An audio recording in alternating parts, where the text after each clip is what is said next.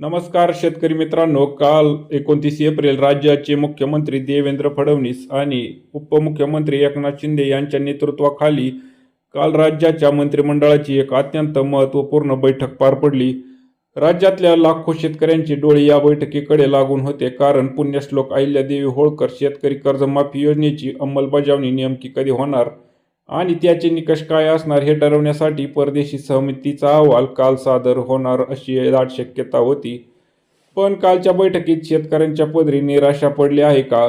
काल मंत्रिमंडळाने नेमके कोणते 7 मोठे निर्णय घेतले आहेत?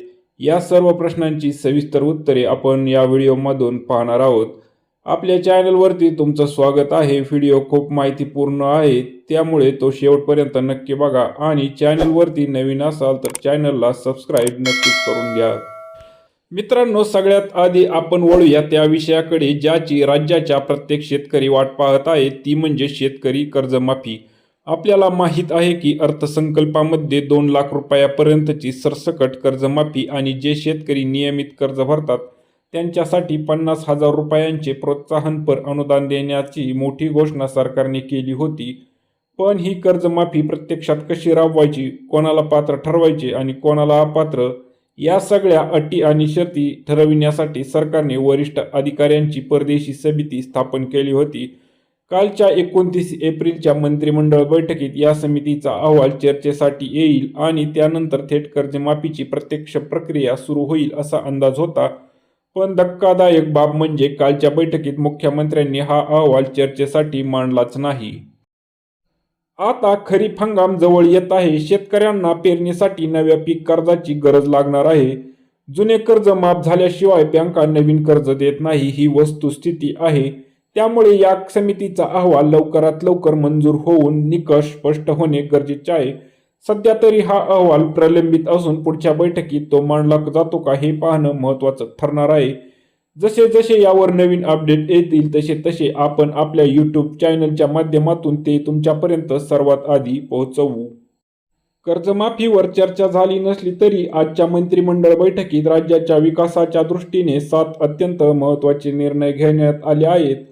या निर्णयाचा थेट संबंध रोजगार, पर्यावरण, वीज आणि शिक्षणाशी आहे. चला तर मग हे निर्णय सविस्तर जाणून घेऊयात. त्याआधी चॅनलवरती नवीन असाल तर चॅनलला सबस्क्राईब करा आणि व्हिडिओ शेवटपर्यंत पाहत राहा. पहिला निर्णय आहे कृत्रिम महाराष्ट्र बुद्धिमत्ता म्हणजेच AI धोरण 2026 ला मंजुरी. मित्रांनो, आजचे युग हे तंत्रज्ञानाचे आहे. भविष्यातील तंत्रज्ञानाचा विचार करून राज्याचे हे धोरण जाहीर केले आहे. या अंतर्गत राज्यात तब्बल 10,000 कोटी रुपयांची गुंतवणूक अपेक्षित असून 1.5 लाख नवीन रोजगारांची संधी निर्माण होणार आहे. तंत्रज्ञानाचे फायदे खेड्यापर्यंत पोहोचवावे म्हणून राज्यात 6 AI उत्कृष्टता केंद्रे आणि 5 AI इनोव्हेशन सिस्टीम उभारल्या जाणार आहेत.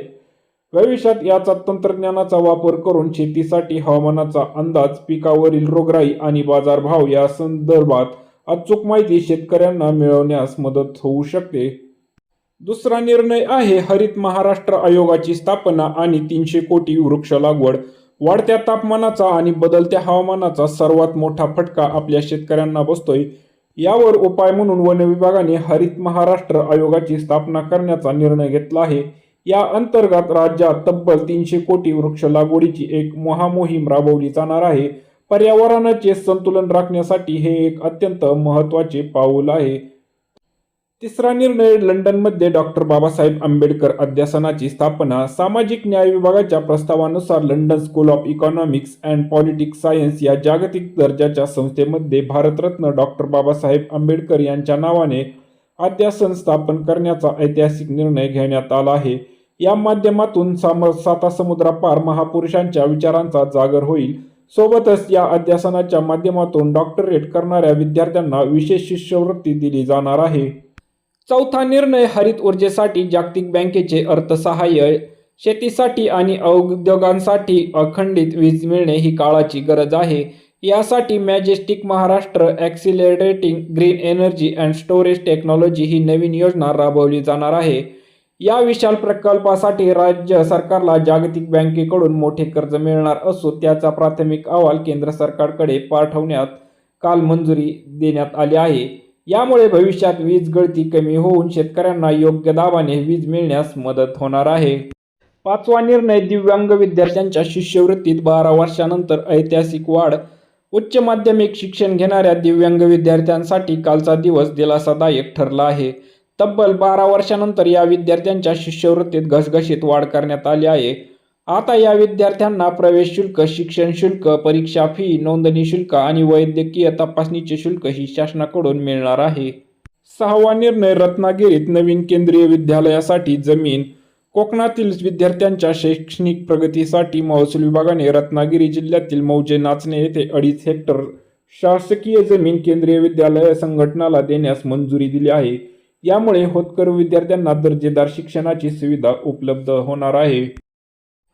सातवा निर्णय, आदिवासी आश्रमशाळा कर्मचाऱ्यांसाठी आश्वासित प्रगती योजना. आदिवासी विकास विभागाचा हा निर्णय असून अनुदानित आदिवासी आश्रमशाळांमध्ये काम करणाऱ्या शिक्षकेतर कर्मचाऱ्यांना 12 ते 24 वर्षाच्या नियमित सेवेनंतर 2 लाभांची सुधारित आश्वासित प्रगती योजना लागू करण्यास शासनाने मान्यता दिली आहे.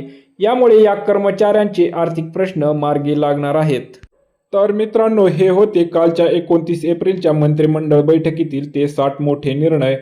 शासनाने शिक्षण, पर्यावरण आणि तंत्रज्ञानावर भर दिला तरी बळीराजासाठी अजूनही कर्जमाफीच्या निकषाची वाट पाहत आहे. परदेशी समितीचा अहवाल लवकरात लवकर मंजूर होऊन खरीपाच्या आधी शेतकऱ्यांचा सातबारा कोरा झाला पाहिजे असं तुम्हाला वाटतं का?